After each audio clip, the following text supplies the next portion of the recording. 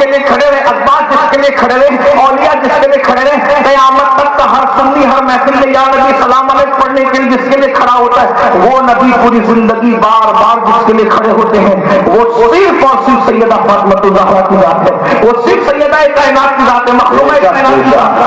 یہ بات بہت بڑی, اور یہ امام حسین کی امی جان ہے. ذرا غور کریں, جس کے لیے اللہ کا نبی ہر وقت کھڑا, بار بار کھڑا. یہ میں نہیں کہہ رہا, یہ بات سیدہ مخدومہ ام المومنین سیدہ عائشہ صدیقہ رضی اللہ تعالیٰ عنہا, حضرت عائشہ صدیقہ ام المومنین فرماتی ہے کہ میں جب بھی دیکھتی فاطمہ کو, کہ وہ جب بھی آ رہی ہے, حضور کسی موڈ میں ہو, کسی رنگ میں ہو, حضور فاطمہ تو زہرا کو دیکھ کے اٹھ کے کھڑے ہوتے ہیں. سبحان اللہ, سبحان اللہ.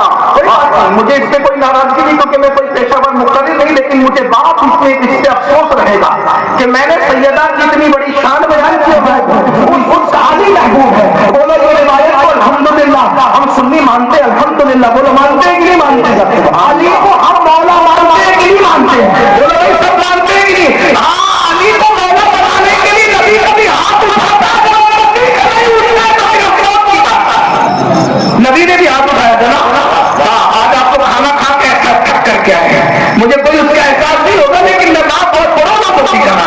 میں اکثر لوگوں کو کہتا ہوں اگر میں اسلام معاشرے میں تقریر کروں کوئی کیسے سنے مجھے فرق نہیں پڑتا, لیکن جب آقاؤں کا ذکر کروں تو پھر میں سوچتا ہوں کہ نجف اور کربلا تک سب میرے ساتھ ساتھ چلتے رہے, مدینے والا بڑا پر ساتھ ساتھ پہنچتے ہیں. توجہ ہے کہ نہیں ہے؟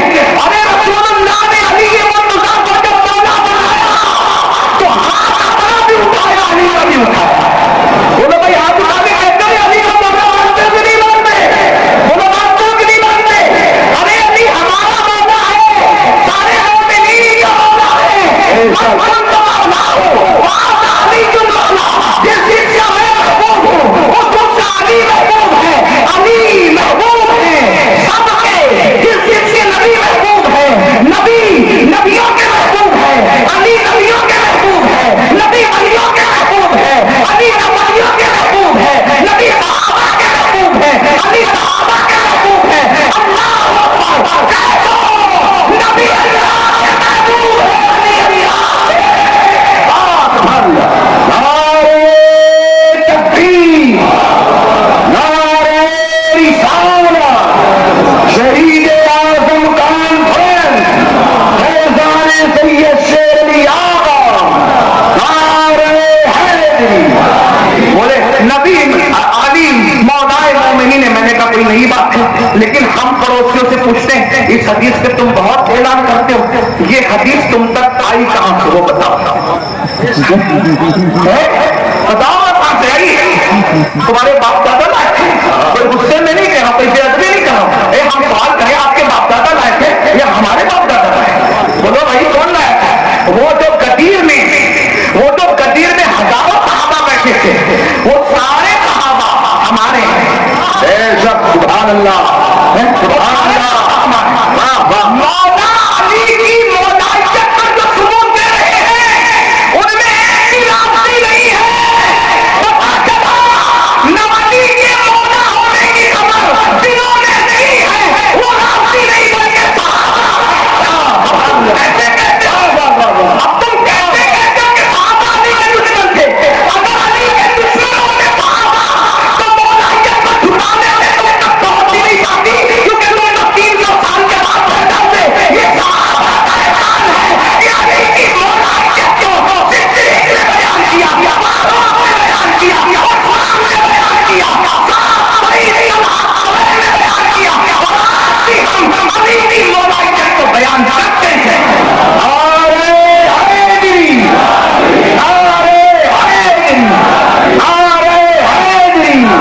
شہید اعظم کانفرنس,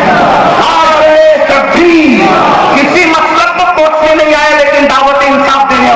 اگر یار لوگ کہتے ہیں کہ سب صحابہ کافر ہو گئے تھے 3 کو چھوڑ کے, تو میں پوچھتا ہوں کافر جو روایت بیان کرے اس کو ماننا کیسا. علماء کی توجہ چاہتا ہوں بھائی, کافر کوئی روایت بیان کرے تو اس پہ ایمان لانا کیسا جائز ہے؟ نہیں. تو زبان سے کافر بھی کہتا ہے, اور جنہوں نے روایت پہنچائی وہ مانتا بھی ہے. اس کا جھوٹا ہے, یا تو تیرا مطلب جھوٹا ہے, یا تو تیری زبان جھوٹی ہے, یا تو تیرا دل جھوٹا ہے. اللہ اکبر. اور اگر معذاللہ کافروں نے کہا تو روایت جھوٹی ہے, اگر روایت سچی ہے تو بتا تو سچا ہے کیا, اور اگر تو سچا ہے تو روایت سچی ہے کیا. ہم تو سنی ہے, ہم کہتے ہیں جنہوں نے بیان کیا وہ سب کے سب مومن تھے, اور ایسے مومن تھے کہ قیامت تک ان جیسا مومن پیدا ہی نہیں ہو سکتا. اس لیے کہہ رہا ہوں صحابہ کی عظمت کا خیال کرنا, ورنہ ساری روایتیں ختم ہو جائیں. اور نوجوانوں سے کہتا ہوں صحابہ پر اس لیے لوگ دغدغ کر رہے ہیں کہ ہمارے دین کا پورا ڈھانچہ صحابہ کی باتوں پر ٹکا ہوا ہے. جس دن صحابہ ڈاؤٹ فل ہو جائیں گے آپ کا پورا دین دھڑام سے گر جائے گا. نادانی مت کرنا, نادانی مت کرنا. ابن کثیر نے کہا, میں نے کہا 1 لاکھ ابن کثیر کو جھوٹا ماننا میرے لیے آسان ہے, قرآن کو میں جھٹلا نہیں سکتا. قرآن کے سامنے 1 لاکھ ابن کثیر کو میں جھوٹا کثیر مان سکتا, حالانکہ ان کو جھوٹا کہہ نہیں رہا ہوں, لیکن یہ ہمارے جذبات. قرآن کے سامنے کوئی بھی آئے گا ہم اس کو ٹکڑا نہیں ہے, قرآن کو نہیں ٹکڑا سکتے, قرآن کو نہیں چھوڑ سکتے. میری قوم کے جوانوں, یہ صحابہ ہے صحابہ. اب بتاؤ ابن کثیر کی روایتوں کو مانو گے, ابن اثیر کی روایتوں کو مانو گے, ابن خلدون کی روایت کو مانو گے, یا قرآن کو مانو گے؟ قرآن صحابہ کے لیے کیا کہہ رہا ہے؟ والعادیات طبعا فالموریات قدحا. کیا کہہ رہا ہے قرآن محبوب؟ جو تیرے صحابہ تیرے پیچھے گھوڑا دوڑاتے جنگوں میں, تو ان کے گھوڑوں کی ٹاپوں سے جو دھول اڑتی ہے لگ کر, ہم اس دھول کی بھی قسم اٹھاتے ہیں.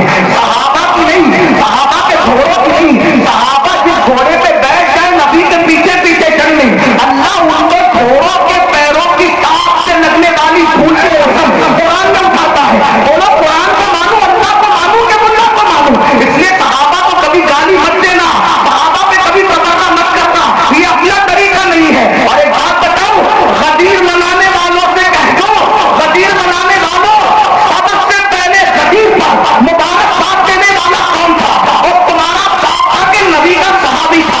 جب نبی نے کہا نا من کنت مولاہ علی المولا, علی جس چیز کو اس کا محبوب ہے, جس چیز کا میں محبوب ہوں, تو سب سے پہلے کھڑے ہوئے کون؟ جسے دنیا اوپر اتنے حرکات کہتی ہے اور کہتے ہیں مبارک ہو, مبارک ہو, مبارک ہو, مبارک ہو, علی تمہیں علی مولا ہے, ہمارے مومنین کا.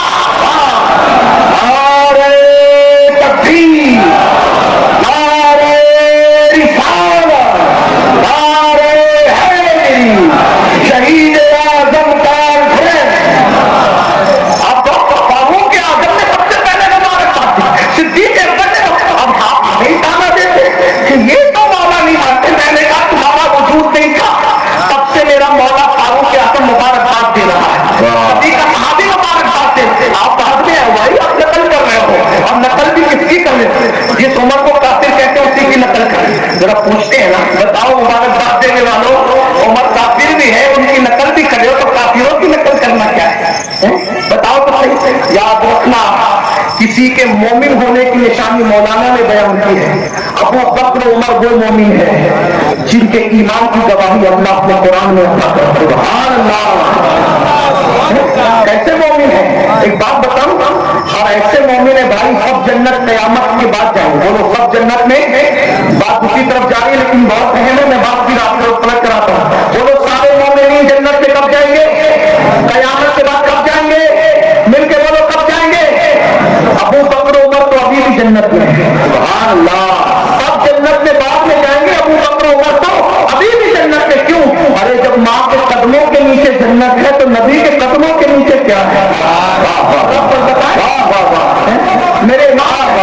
میرے امام کہتے ہیں محبوب رب عرش ہے اس سبز قبہ میں, محبوب رب عرش ہے اس سبز قبہ میں, پہلو میں جلوہ عتیق و عمر کی ہے, سادین کا قران ہے پہلو ماہ میں, سادین کا قران ہے پہلو ماہ میں, جھرمٹ کیے ہیں تارے تجلی قمر کی ہے, اور پھر نصیر الدین نصیر کہتے ہیں نام آتے ہی ابو بکر عمر کا نقطہ, نام آتے ہی ابو بکر عمر کا نقطہ.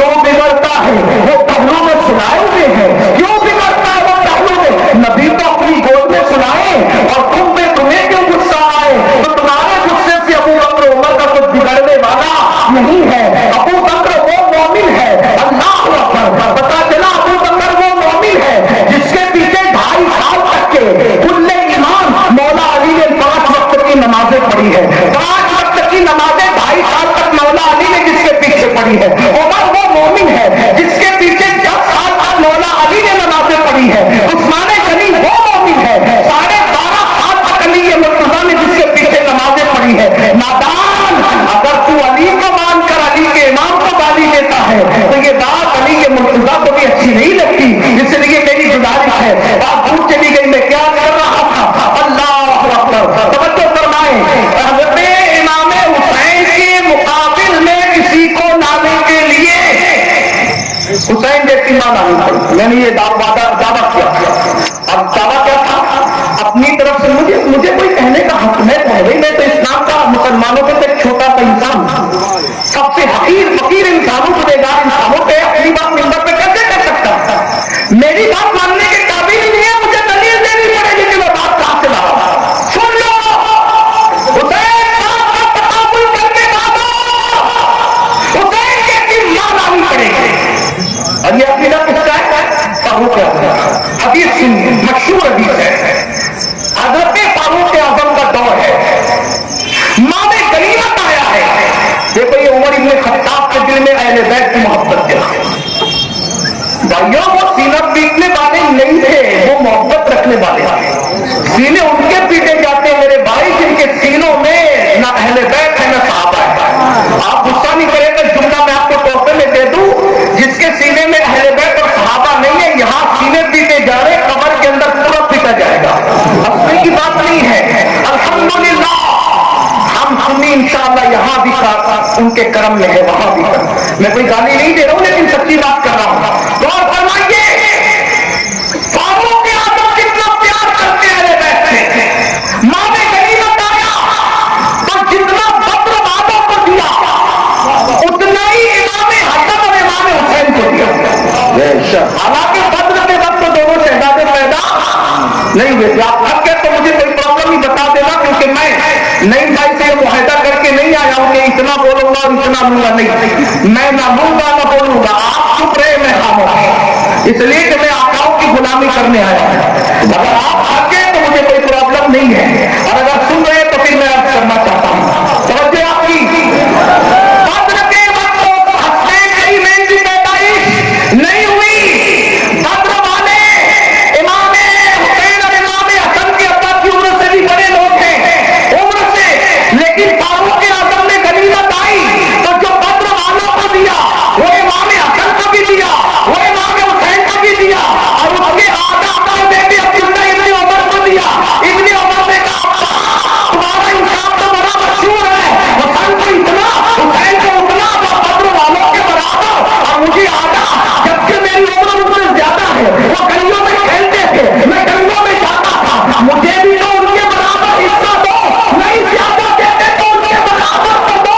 تو فاروق اعظم نے کہا میرے بیٹے, تو حسین کی برابری کرتا ہے, تو حسن کی برابری کرتا ہے, اگر حسین کی برابری کرتا ہے, حسین جیسا نانا لانے بتا, حسین کی برابری کرتا ہے, حسین جیسی نانی لانے بتا, حسین کی برابری کرتا ہے, حسین جیسی ماں لانے بتا, حسین کی برابری کرتا ہے, حسین جیسا ماں لانے بتا, حسین کی برابری کرتا ہے, حسین جیسی کھانا لانے بتا. نعرے تکبیر, نعرے رسالت,